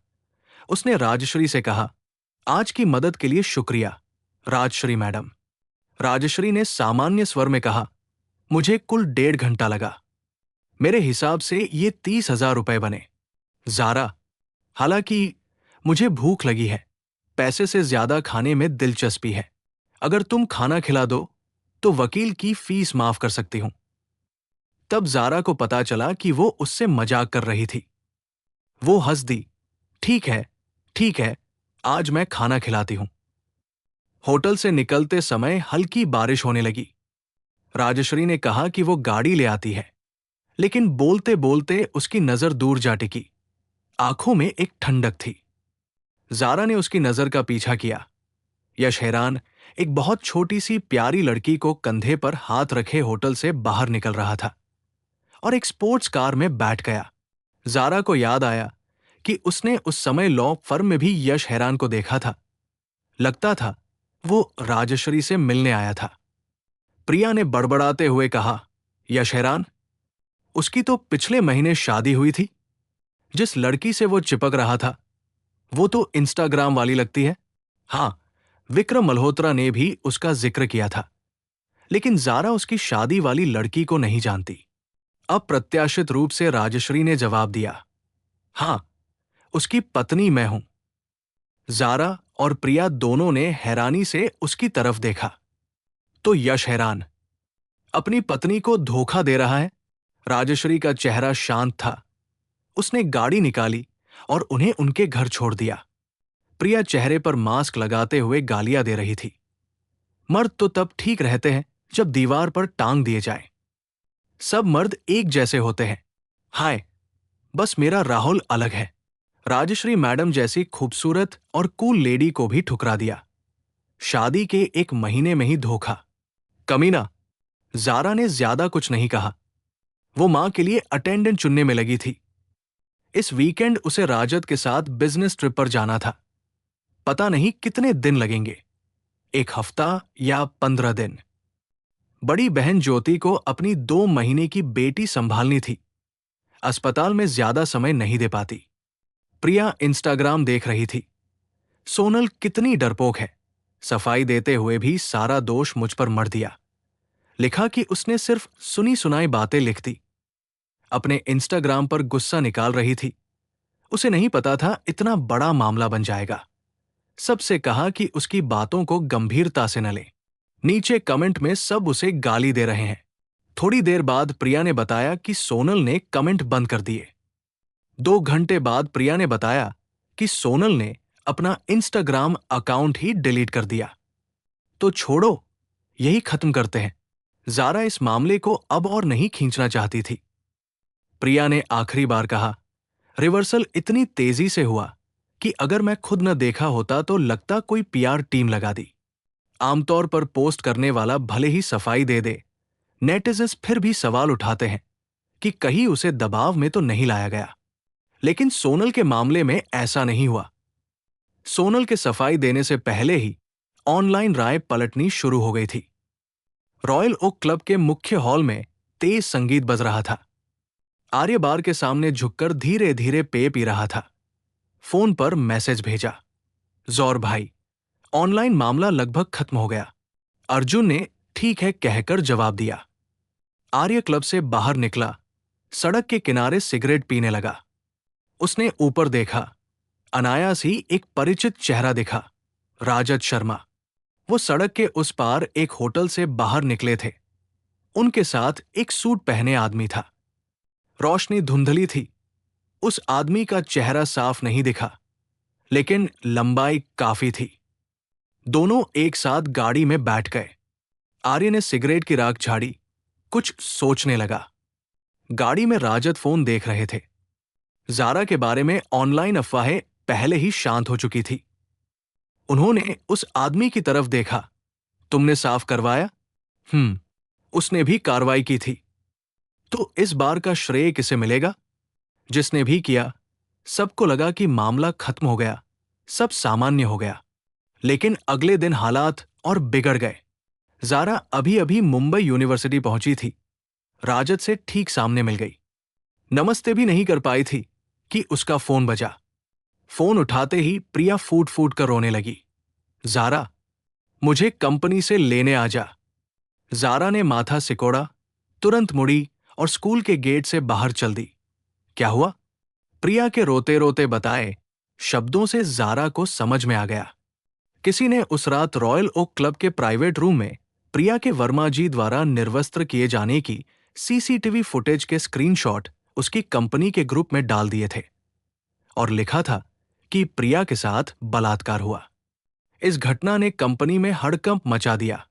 असर बहुत बुरा था और प्रिया के सीधे बॉस ने उसे काम से निलंबित कर दिया। जारा को यह उम्मीद नहीं थी। उसका मन बहुत भारी हो गया। ओला लेते हुए उसने तेजी से पूरे मामले का विश्लेषण किया। उस रात प्रिया के साथ वर्मा जी के प्राइवेट रूम में जो कुछ हुआ वो बहुत कम लोग जानते थे। वर्मा जी के लोगों के अलावा केवल अर्जुन, आर्य और आर्य के कई अधीनस्थ थे। रॉयल ओक क्लब का सीसीटीवी फुटेज पाने के लिए क्लब के अंदरूनी संपर्क चाहिए। प्रिया की कंपनी में इतनी सटीक चोट, साफ है कि ये किसी ने उसी को निशाना बनाकर किया है। ऐसा कौन कर सकता है? जारा के दिमाग में एक नाम आया, अनन्या शर्मा। कल उसने जो तरीका दिखाया था उससे साफ था कि प्रिया द्वारा उसका चेहरा बिगाड़े जाने का बदला वो आज ले रही थी। गाड़ी रोको। जारा ने सिर घुमाया। राजत पहले से उसके पास थे। उसने हैरानी से पूछा, आप कैसे बाहर आ गए? क्लास नहीं है? राजत का लहजा मुलायम लेकिन दृढ़ था। अगली क्लास दूसरे प्रोफेसर से बदलवा दी। अब 2 घंटे खाली है। तुम्हें क्या हुआ? मैं सुलझा दूंगा। उन्होंने देखा कि जारा का चेहरा ठीक नहीं था। उसे अकेले नहीं जाने देना चाहते थे। जारा को ओला नहीं मिल रहा था। प्रिया की कंपनी जल्दी पहुंचना था। इसलिए सोचकर उसने राजत से ड्राइवर बनने को कहा।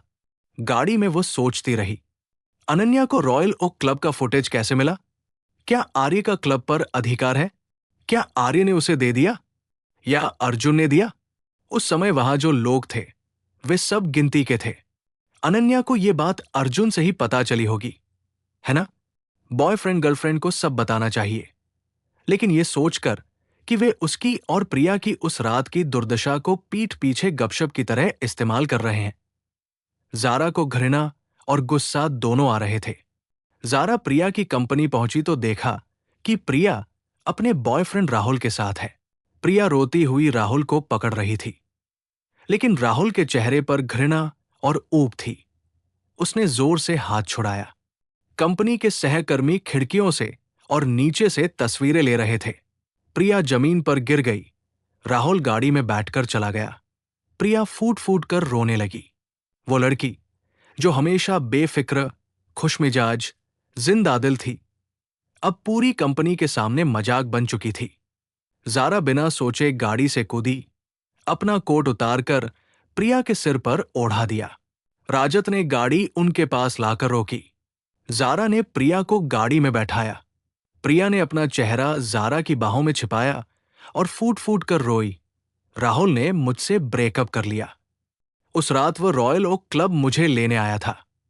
उसने मुझे उस हाल में देखा, पूछता रहा क्या हुआ। मैं सच नहीं बता पाई, बस कहा कि मैं नशे में थी, कुछ गुंडों से भिड़ गई, लेकिन ज़ारा थी, मुझे कुछ नहीं हुआ।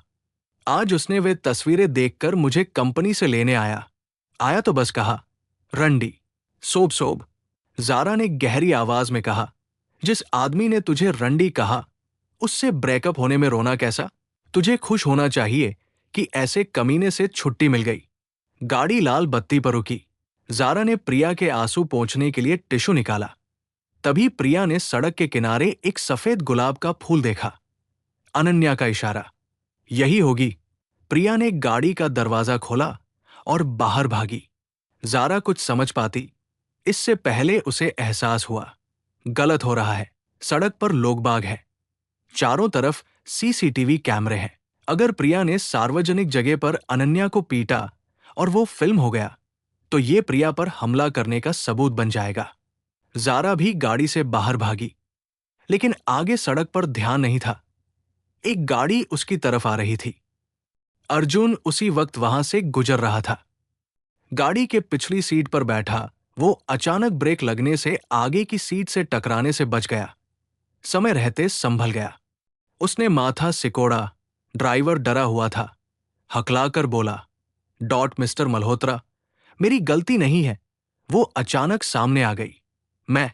राजत तेजी से गाड़ी से उतरे।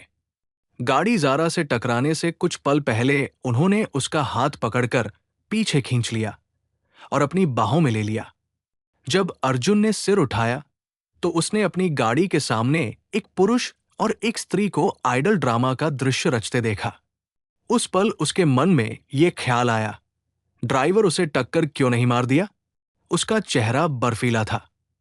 ड्राइवर को नहीं पता था कि उसका बुरा मूड गाड़ी चलाते हुए किसी को टक्कर मारने से बचने के कारण था। या हॉर्न बजाना सिखाओ क्या? अर्जुन की आवाज तीखी थी। ड्राइवर ने सांस निगलकर हॉर्न बजाया। पीप।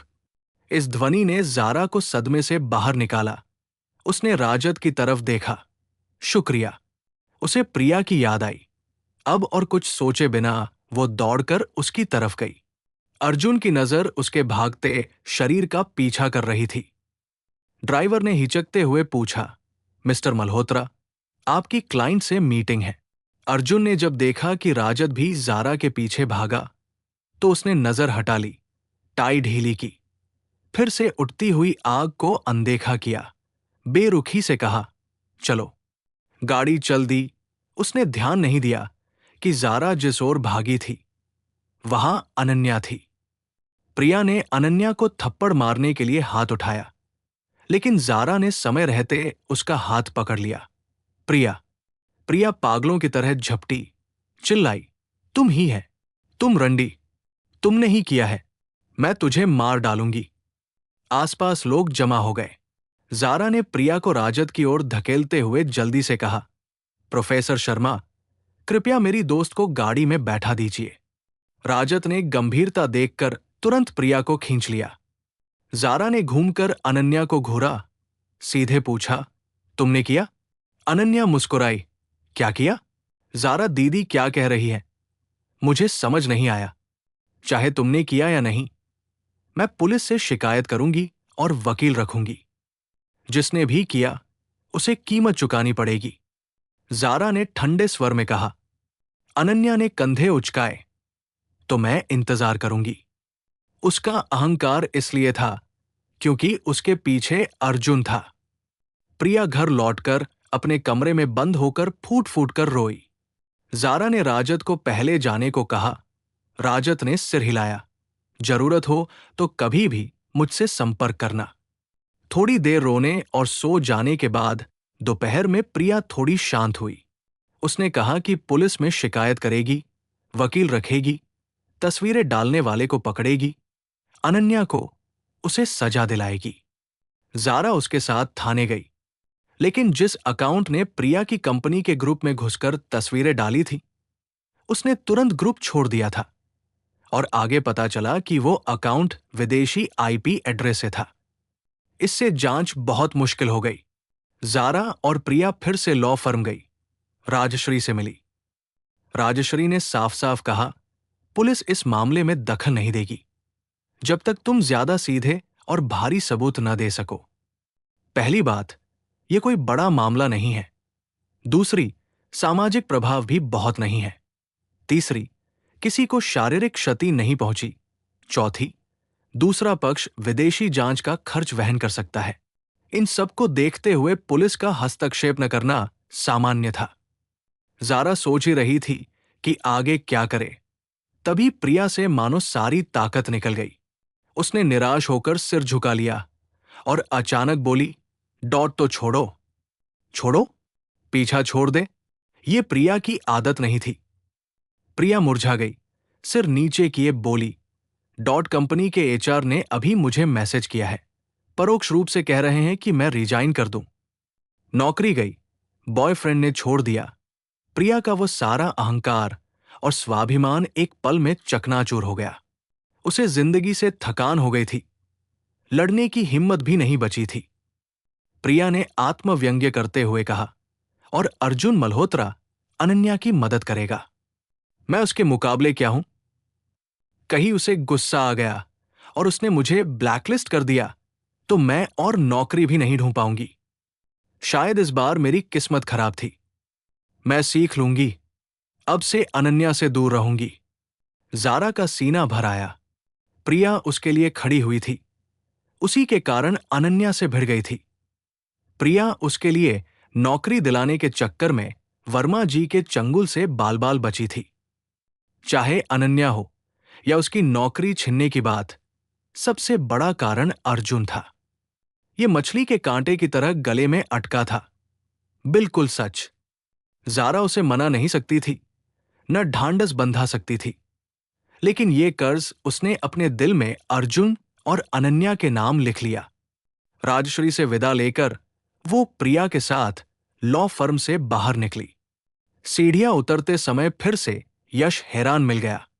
सेक्रेटरी मेहता, जारा को अर्जुन के दोस्तों से कोई लेना देना नहीं था। उसने अनसुना कर दिया और प्रिया को लेकर आगे बढ़ गई। यश हैरान ने अपनी ठुड्डी सहलाई, मुस्कुराया और ऊपर राजश्री के ऑफिस चला गया। राजश्री ने यश हैरान को अपने ऑफिस में आते देखा। उसने माथा सिकोड़ा। मैंने कहा था न लॉ फर्म मत आया करो। घर गया तो मां ने कहा कुछ पौष्टिक चीजें ले आओ, जितनी जल्दी लोगी उतना फायदा, इसलिए सीधे तुम्हें दे दिया। यश हैरान मुस्कुराया। जानू, मैं तो तुम्हारी खैरियत मनाने आया हूं, क्यों नहीं मानती? वो बड़े स्वाभाविक तरीके से जानू कहता था। राजश्री ने पौष्टिक चीजें उठाकर लेबल देखा। सब बच्चे पैदा करने से संबंधित थे। उसने बेरुखी से रख दिया और कहा, मैं नहीं लूंगी, ले जाओ। यश हैरान मुस्कुराते हुए बोला, 90% से ज्यादा माता पिता ऐसे ही होते हैं। पहले बच्चे की शादी करवाओ, फिर पोता चाहिए। हमारी शादी हुए 1 महीना हुआ है, अभी जल्दी नहीं है, लेकिन मां शायद सोचती है कि तुम्हारी उम्र हो गई है और अंडे शुक्राणु का समय सीमित होता है, इसलिए दबाव दे रही है। राजश्री ने बिना भाव के कहा, अगर और कुछ नहीं तो तुम जा सकते हो। यश हैरान ने उसके ठंडे चेहरे को देखा, उठा, लेकिन जाने के बजाय उसके पास आकर अचानक उसे कुर्सी से उठाकर डेस्क पर बैठा लिया। क्या कर रहे हो? राजश्री ने घृणा से उतरने की कोशिश की। यश हैरान ने सीधे उसकी टांगे अलग कर दी। वो जवान, खूबसूरत था, चेहरे पर एक शैतानी चमक थी। मुझे भी लगता है इन पौष्टिक चीजों की जरूरत नहीं है, मुझे ही खा लो, मैं तुम्हें जल्दी गर्भवती कर सकता हूं। राजश्री उसके संकेत समझ गई, लेकिन कुछ कह पाती इससे पहले यश हैरान ने उसे चूम लिया। लगभग 1 घंटे बाद राजश्री लाउंज में साफाई कर रही थी। अपने गंदे और सिकुड़े कपड़ों को देखकर उसका चेहरा ठंडा और कठोर था। तुम मुझे जानू क्यों नहीं कहती? क्या तुम्हारे दिल में कोई और है? सिर्फ एक उपाधि है। राजश्री ने फोन उठाकर अपनी सेक्रेटरी से कपड़े मंगवाए। यश हैरान ने फिर से उसकी कमर पकड़ ली। अगली बार कहना। राजश्री ने उसका हाथ हटाया, आदेश दिया, अगर और कुछ नहीं तो अब जाओ। यश हैरान हंसा, उठा, कपड़े पहने, पूरी लंबाई वाले शीशे के सामने कॉलर सीधा किया और लापरवाही से बोला, मैं अभी नीचे सेक्रेटरी मेहता से मिलकर आया। उनका और उनकी दोस्त का क्या हुआ? बहुत बेहाल लग रहे थे। कुछ नहीं। वकील होने के नाते वो ग्राहक की निजता नहीं बता सकती थी। मैंने तुम्हारे फोन पर देखा था। उसकी दोस्त की तस्वीर कंपनी के ग्रुप में डाल दी गई। बहुत गंदी हरकत है। यश हैरान की बात सुनकर राजश्री का चेहरा और ठंडा हो गया। तुमने मेरा फोन देखा? क्या मैं तुम्हें निजता की परिभाषा समझाऊं? यश हैरान ने आलस से उसकी तरफ देखा। गलती से देखा। हमारे फोन बिल्कुल एक जैसे हैं और उनमें पासवर्ड भी नहीं है। राजश्री ने आग को दबाने की कोशिश की। यश हैरान ने अब उससे नाराज नहीं होना चाहा। उसने अपना फोन उठाया। चलो, जानू। राजश्री, आखिरी बार कह रही हूं, लॉ फर्म मत आया करो। यश हैरान ने होंठ चबाए, लेकिन मुस्कान गायब थी। उसका लापरवाह रवैया इसलिए था कि वो राजश्री जैसी औरत से बहस नहीं करना चाहता था, लेकिन बार बार उसके डांटने वाले लहजे से उसे चिढ़ हो रही थी। नहीं, अब तो हम शादीशुदा हैं। तुम पिछले 2 दिन से घर नहीं आई। मुझे तुमसे मिलने की इच्छा होती है तो लॉ फर्म आना पड़ता है। आंटी, आज रात घर चलना, वरना कल फिर आऊंगा। जब से राजश्री ने यश हैरान को उस छोटी सी इंस्टाग्राम वाली लड़की के साथ देखा था, तब से वो होटल में रह रही थी। यश हैरान को उसकी उम्र का मजाक उड़ाना अच्छा लगता था। तुम उम्र में बड़ी हो, शायद ये नहीं समझती, लेकिन मैं जवान हूं, ऊर्जा से भरपूर। उसने फिर उसे देखा, लेकिन ऐसा नहीं होना चाहिए। कहते हैं 30 के बाद औरतें भेड़िए की तरह होती हैं। आंटी 32 की हो गई, तुम्हें भी तो चाहिए ना? राजश्री ने उसकी छेड़खानी पर कोई प्रतिक्रिया नहीं दी। उसने कहा, मैं पिछले 2 दिन से प्रिनप्शल एग्रीमेंट बना रही थी। विवरण तुम्हारे वकील को भेज दूंगी। संक्षेप में, अगर कोई पक्ष बेवफाई करता है तो वो सारी संपत्ति गंवा देगा, हाथ खाली चला जाएगा। यश हैरान ने कुछ पल उसे देखा, मानता हुआ लगा। ठीक है, मेरे वकील को भेज दो। लेकिन अगली बात थी, तुम्हें क्या लगता है मैं साइन करूंगा या नहीं? फिर वो चला गया। राजश्री ने गहरी सांस ली, लेकिन उसके दिमाग में वो यश हैरान आया जिसने किशोरावस्था में उसके सोते समय उसके गाल पर चुपके से किस कर लिया था और पकड़े जाने पर उसका चेहरा लाल हो गया था, लेकिन उसकी नजर बहुत गंभीर थी। आंटी, मैं तुमसे प्यार करता हूं। डरो मत, मैं तुम्हारी रक्षा करूंगा। मैं बड़ा होकर ताकतवर बनूंगा। तुम्हारी हर उस चीज की रक्षा करूंगा जो तुम्हें प्यारी है। हालांकि उसकी विशाल विरासत के लालचियों में यश हैरान भी था। यश हैरान लॉ फर्म से निकलकर घर नहीं गया, बल्कि रॉयल ओक क्लब चला गया। आज अर्जुन भी वहां था। ये कम ही होता था। यश हैरान ने लापरवाही से कहा कि वह राजश्री के लॉ फर्म में सेक्रेटरी मेहता से मिला था। आर्य ने पूछा, सेक्रेटरी मेहता को फिर क्या हुआ? मैंने अभी ऑनलाइन मामला तो शांत करवाया था। यश हैरान ने फिर जो देखा था सुनाया और प्राइवेट रूम के चारों ओर नजर घुमाई। तस्वीर में जो प्राइवेट रूम का साज सज्जा है वो रॉयल ओक क्लब जैसा लगता है। आर्य की आंखें सिकुड़ गई। उसने अर्जुन की तरफ देखा। जौर भाई, वो वाली घटना है ना? मैंने सीसीटीवी फुटेज कभी नहीं दिया और तुम्हारे कहने पर डिलीट भी कर दिया था। अर्जुन ने पलकें उठाई। तुमने उस मामले के बारे में किसी से बात की थी? मैं इतना गपोड़ा नहीं हूं। आर्य ने माथा सिकोड़ा। लेकिन उस समय जिस आदमी ने यह काम किया था वो मेरे अधीनस्थ है और अनन्या के आदमियों से उसकी काफी निकटता है। शायद उसने बता दिया हो। उसने कभी कोई गैग ऑर्डर नहीं दिया था। हो सकता है अधीनस्थों में गपशप हो गई हो। अर्जुन ने शराब का गिलास उठाया, पीने ही वाला था कि माथा सिकोड़ा, गिलास रख दिया और उठकर चला गया। यश हैरान और आर्य ने एक दूसरे की तरफ देखा। यश हैरान शरारत से बोला, अंदाजा लगाओ, जॉर्ज सेक्रेटरी मेहता के पास जा रहा है या अनन्या के पास। आर्य सोफे पर आलस से लेट गया। मैं सेक्रेटरी मेहता के पास जाने पर लगाऊंगा। उसकी दोस्त के साथ इतना बड़ा हादसा हुआ, सेक्रेटरी मेहता का मूड खराब होगा। जौर भाई इस मौके पर उसे तसल्ली दे सकते हैं। आधे घंटे बाद अर्जुन की गाड़ी अनन्या के आवासीय परिसर के गेट पर खड़ी थी। हेलो गाइस, आपको यह स्टोरी कैसी लगी कमेंट में जरूर बताइएगा और वीडियो को लाइक करना ना भूलिएगा और हमसे जुड़ने के लिए हमारे चैनल को सब्सक्राइब कीजिए और सुनते रहिए जियो स्टोरी टीवी।